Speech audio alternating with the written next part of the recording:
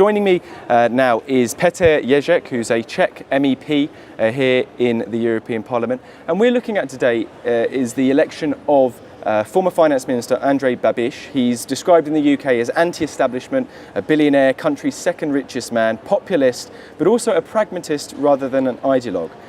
Petr, in terms of Mr. Babiš's election, what does this say in terms of where the Czech Republic is going in terms of relationship with the EU? Yeah, well, I would first perhaps react to the description you mentioned in the UK press.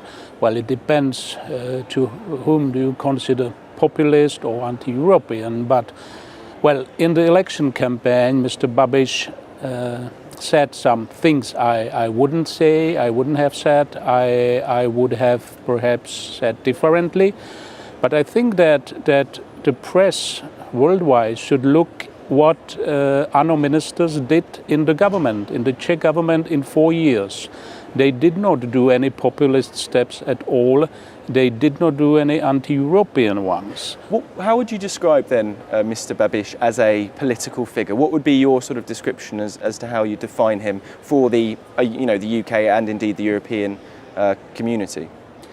Well, he established a movement I'm part of because the Czech Republic was highly corrupted. There were two main parties on the right and on the left, and they shared power with all negative aspects.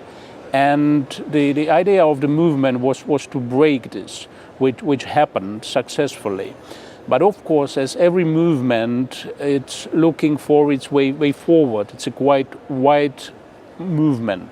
And yeah, I mean, one thing that was played up in the UK is the fact that he is anti-EU, Eurosceptic political figure.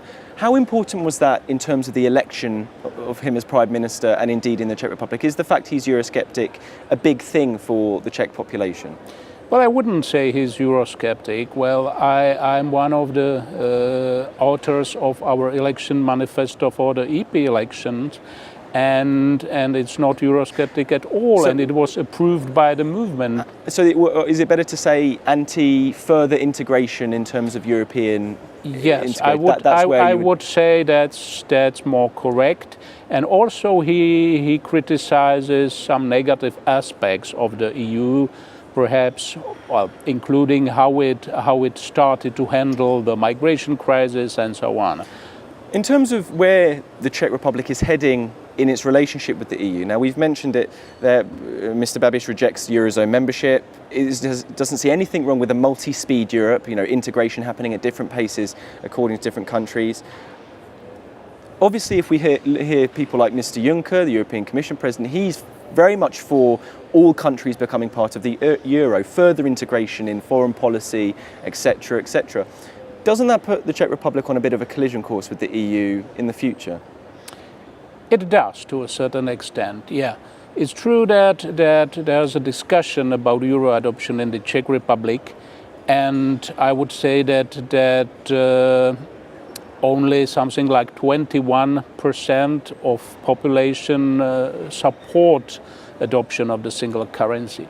But I think that you can discuss it for ages, whether there are economic advantages, disadvantages, political ones. But I think that if you look at what's happening in the Central Europe, Poland, Hungary, we'll see in the Czech Republic, I think the deeper these countries are anchored within the EU, the better, because they will be anchored in the West, not sliding towards the East. And Euro is the best anchor, I'd say. So you might be sort of supportive of EU, integration and all countries adopting the euro as a currency. But in terms of, the Czech Republic and indeed the political mood in the Eastern Europe as a whole, do you see that the election of Mr. Babiš and indeed what's happened in other Eastern European countries is indicating that there's a growing Euroscepticism or resistance to European integration in the Eastern European bloc?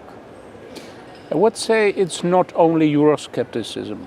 It's rather something which we saw in the US, and the result of which was the election of Donald Trump.